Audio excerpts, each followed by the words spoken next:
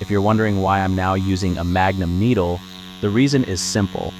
I've already worked neatly along all the edges, so it's no problem to switch to a wider needle now. If the design were larger, I'd even use a wider Magnum. Even though this color is very light, I don't just fill in everything with it. White will be added later, so I leave those areas blank again to avoid overworking the skin. Here too, make sure to create soft gradients.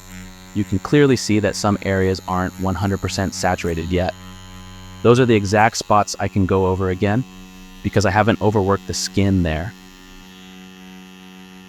At first glance, the feathers just look red, but if you take a closer look, you'll notice different shades: dark red, light red, orange, and even pink, depending on the reflections. It's completely fine if the feathers don't look perfect right away. We still have a lot ahead of us. I understand why so many tattoo artists tend to fully complete one section using all the colors before moving on to the next feather. But you can save a lot of time by not constantly rinsing your needle just because you're switching colors too often. Sure, it takes a bit more patience before you see the final result, but in the end, you'll be done faster. This area will be tattooed later with an even darker red, so I'm leaving it blank for now. If you look closely, you'll also notice that the red I'm using now is not fully saturated.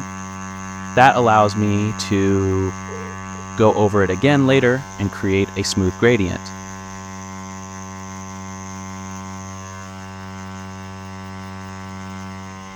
And if you look at this little corner, you can already see the undershading effect I mentioned earlier in the video.